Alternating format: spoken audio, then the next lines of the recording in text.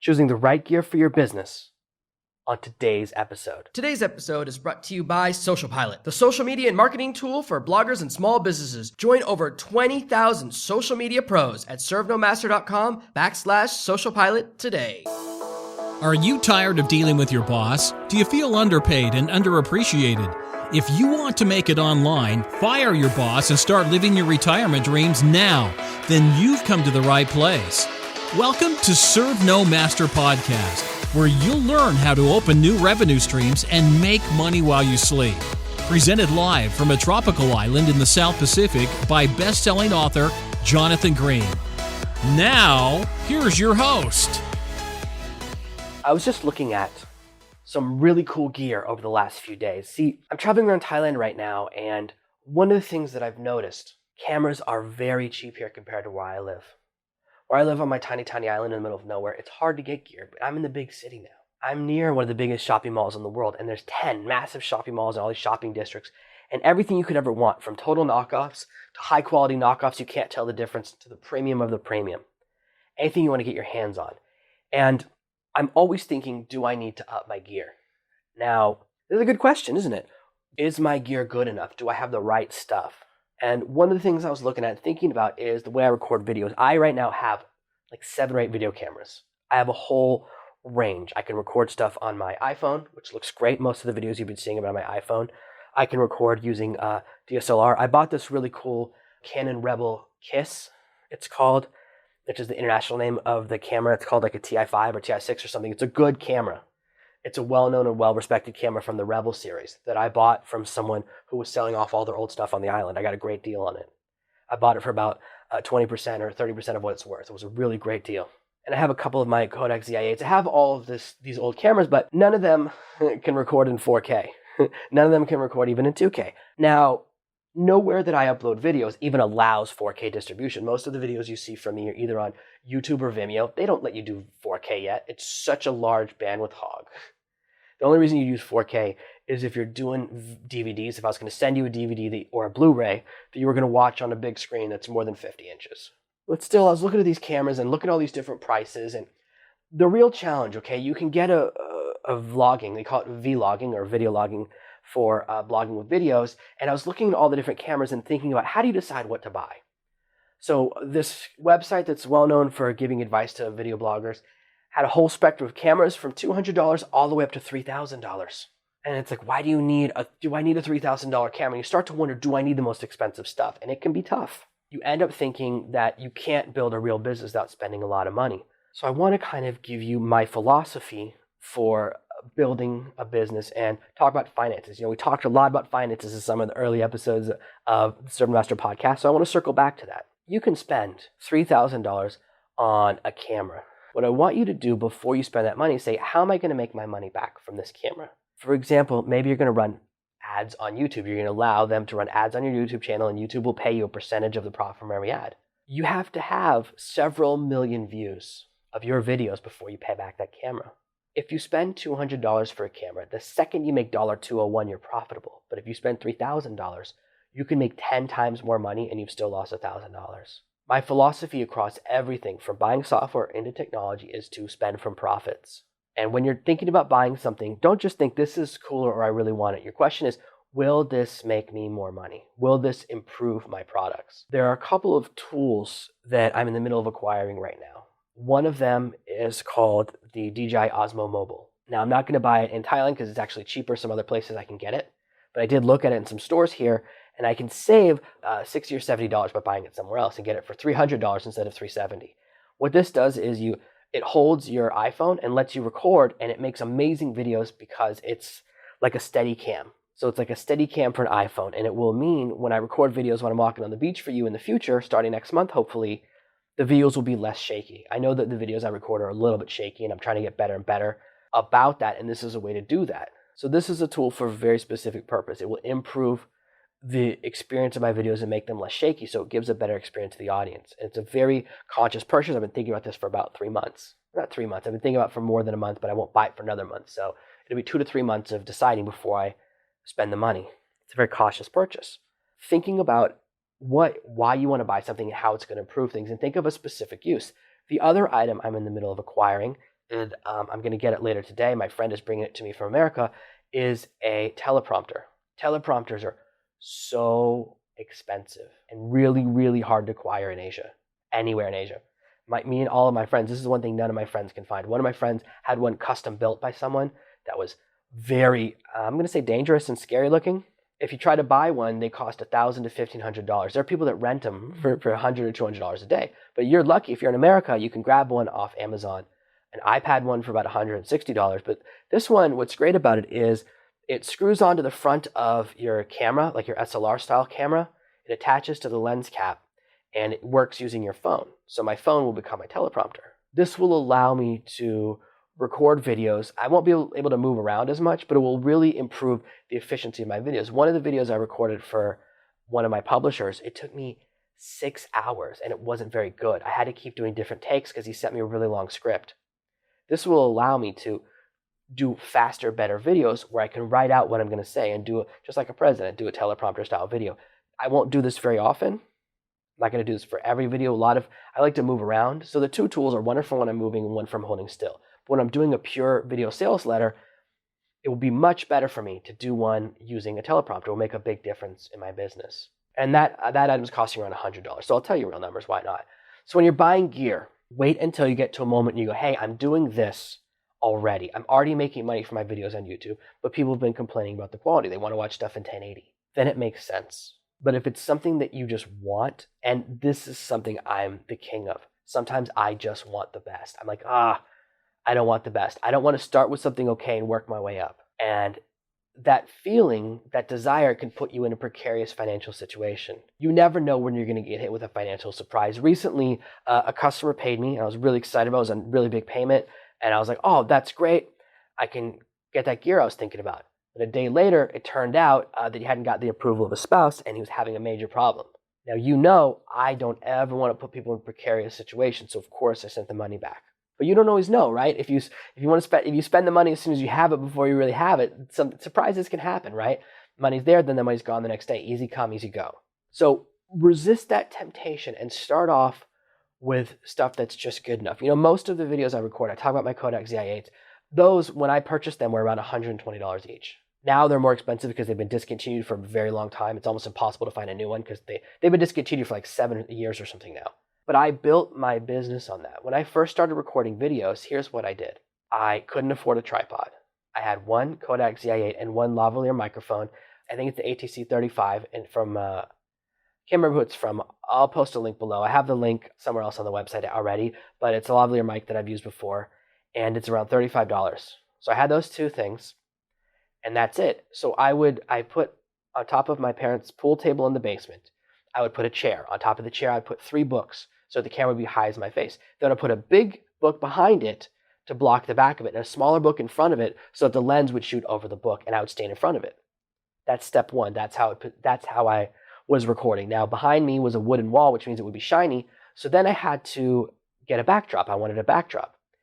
If you try and buy like a green screen or a backdrop on Amazon, it can be pretty expensive. One of the reasons it's expensive is fabric is heavy. So they usually send you a heavy fabric. It costs a bunch of money. You can end up spending like $100, $200 for the backdrop and getting the clip and everything to hold it. So what I did is I went to the fabric store and I bought a big square of felt, and I would duct tape it to the wall when I wanted to record. So in the middle of some of my recordings, the duct tape, I'm going to say it peeled off the wall and fell. Fortunately, the type of wall we had, it wasn't damaging the wall. It would just fall off because the wall is so slippery. So that was my initial setup. And then the lights. You need lights, right? I'm recording in a basement. How can I look good? I went to Home Depot and I bought the parts. I went through a training course. I found a training course online that would teach you how to build your own lights. And I built my own lights, and the lights, again, cost around $30. And these were, let's just say they looked pretty dangerous. They were actually, because of the type of light I used, they didn't heat up, and they were actually really effective, and they had the right type of coloration and all those things. I studied color temperature to make sure I bought the right light bulbs and all that stuff, but I really built everything else. So I built my own entire studio for under $200. Yeah, I had to use a chair and a bunch of books, and stuff would fall sometimes. It would affect my recordings. But those recordings, and if you go through my local consulting millionaire course, of course, where I talk about selling SEO, the videos you see in there, where I'm in front of the dark backdrop, that's how those were recorded. And those look great. Those are in 1080p. So you don't have to spend a bunch of money. Really, the ratio is industriousness versus expense. So if you're in a situation where you don't have a lot of money to spend, you can build everything yourself. I've done that before. And then what I did is, oh man, when I had enough money, I bought my own light kit. Bought like one of those $150, $180 light kits that all comes in a bag and it's got everything there. And then when I had a little more money, I bought one of those backdrops that you could hang your backdrops from clips. Wow, I felt like a king when I could afford that. So I worked my way up to it rather than going into debt or buying something I couldn't really afford. Only when my videos were making me money and driving serious customers paying me $1,000 or $2,000 a month, that's when I said, okay, I can up my game. I can get better video stuff. And I still use those same cameras. I recorded a video on those same cameras, like a month ago. I have a little tripod and I record that way where I live now. Most smartphones can record good enough videos to do everything you need to do. So we get these temptations all the time to buy really expensive stuff. This is kind of a mix of technical and philosophical strategy. So another thing is like, I need a better laptop. I was getting my laptop repaired. I had to get a new battery. My laptop battery, it's supposed to last for 600 cycles. I was almost at 1200.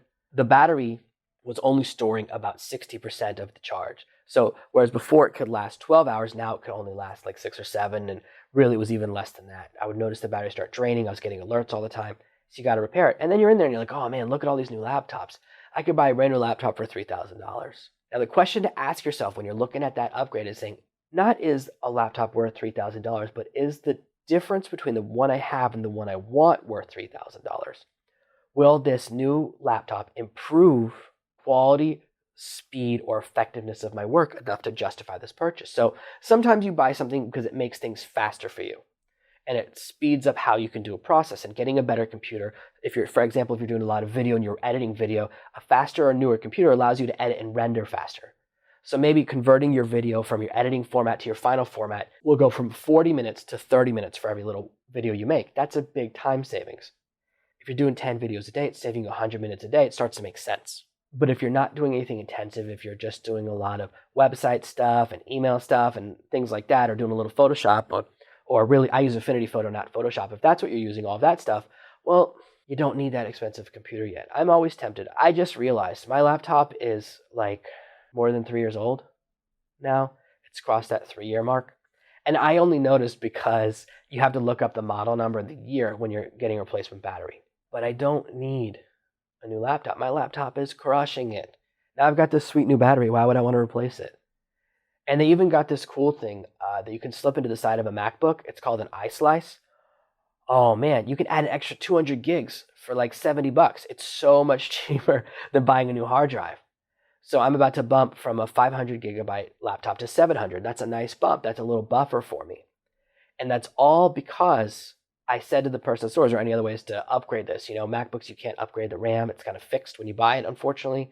And better to know exactly why you're doing things. The reason, let me tell you this, why I'm even considering adding in that extra 200 gigs, spending that extra $80, is because my hard drive fills up every few weeks, at least. Sometimes it's 2 or 3 times a week. I'm always getting overfilled. I'm always running into storage problems constantly. I have 4 external hard drives. I have a new primary one. I had a 500 gig external hard drive, a 1 terabyte, a 2 terabyte. Now I have a 4 terabytes. That kind of is my external hard drive for everything. But it's annoying to always have to crack out the external hard drive. You plug it in, it starts making noise because it's spinning. It's got a wheel inside. It's not solid state. So for me, having a little bit more storage without adding a bunch of weight to the laptop, it makes sense because I'm running into that storage issue. If I was only storing 300 gigs and I had 200 gigs empty anyways, it wouldn't make sense. So to kind of circle back, what I'm saying is get something that's just good enough to do the job. And only when you start making money from that path is it worth investing in stuff that's more advanced. I'm in the middle of adding some new technology to these podcast episodes. I'm trying to add chapters. And in order to add chapters, I have to get way ahead. So I bought this piece of software that lets me add chapters to an MP3 file so that when you're looking at this in Overcast or different podcasting apps, it will say what I'm about to talk about. And I want to put time codes in the episode. So whether you're listening through my website or you're listening through your iPhone or your Android, whatever, you can jump to the section you want to listen to. That's what I want to get to and add that to a technology. Now, why didn't I start with that from the very beginning? Because the podcast is good enough, right? This is adding a little pizzazz to it, adding a little more sizzle to make it a little cooler for you, give you a better experience as my listener, but it's not necessary to the product. I'm a big believer in the 80-20 rule. I talk about the 80-20 rule in an episode way back near the beginning of this. Maybe it was episode 10 or 12. I talk about the 80-20 rule, and I apply it to every area of my business. I apply it to financial decisions. Let me get what's good enough and worry about getting the best later on. Let me set up a website that's good enough to make money and improve it over time once it's generating revenue. My members area right now, if you have one of my courses, buy a course from me, it looks awesome. But it looked like garbage for a long time. I didn't start making it look awesome until it was generating revenue and started making sense to improve it. These are the types of thoughts you should have and the way you can look at things. And it applies to every area. When you start doing video, you're thinking, oh, I want to upload to YouTube, but that looks too amateur. I don't want to use YouTube videos on my website because I want to use another service. And then you think, oh, should I use Amazon S3 or Wisty or one of these other services? They're really expensive. For a while, I was using this service. It was $100 a month. What a waste. Yeah, the videos were super fast, but man, one of my partners who I work with, he uses YouTube videos for sales videos, and they convert better than anything else. Free.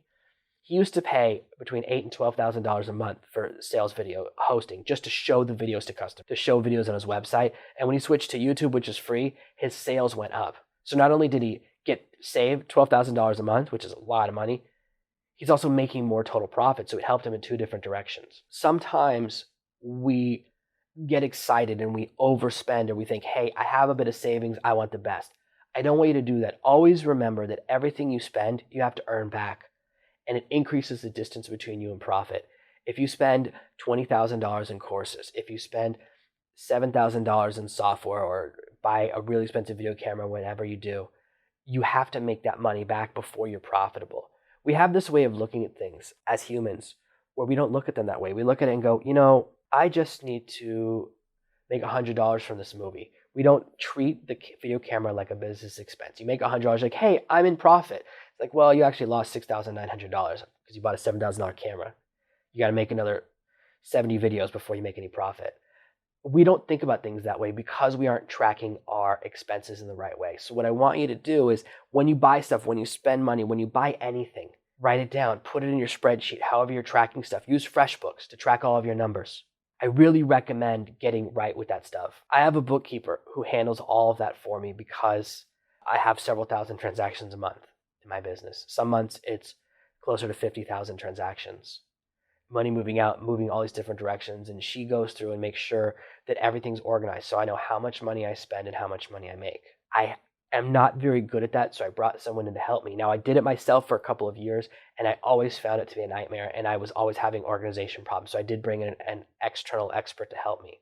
When you're putting together your business, when you're putting together the things that you need, control your costs as much as you can so that you're closer to profit. And controlling costs, a big part of that is tracking your costs. Don't think of your expenses the way you think of your entertainment budget. Going to the movies, right? We get that feeling. Or buying a car, it's not the same way as when you're buying something for work. You have to separate those two things, and that's why you need to separate your bank accounts and separate your finances so that you can tell the difference. It feels really exciting to buy cool technology. I'm on a shopping trip right now. It feels really cool to buy like presents for my kids. It would feel really cool to buy myself something really nice. But that feeling can distract us from remembering, wait a minute, this is a business purchase. That's why I can tell you exactly what the things I'm buying. Hey, it would be really exciting. I would love to shoot a video right now with that Osmo Mobile.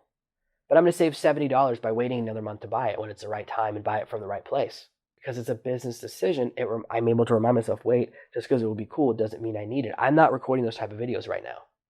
I'm not recording a bunch of walk around on the videos because I'm not on the beach. I'm not going to record videos on the sidewalk like some type of maniac. That's not what I do.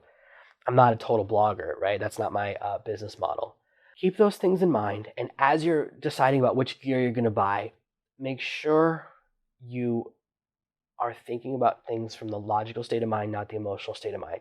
And when you do it the right way, you can buy the right gear that's good enough for now. And then when you make more money, when you're actually in the profit, then you can spend profits to buy the next level up and continue to improve. That's how you build a business. That's how you control your finances. And that's how you can support and take care of your family and loved ones. Thank you for listening to this week's episode of Serve No Master. Make sure you subscribe so you never miss another episode. We'll be back tomorrow with more tips and tactics on how to escape that rat race. Head over to servenomaster.com/podcasts now for your chance to win a free copy of Jonathan's bestseller, Serve No Master. All you have to do is leave a 5-star review of this podcast. See you tomorrow. Thank you for listening to this episode of the Serve No Master podcast. Make sure to subscribe so you don't miss a single episode.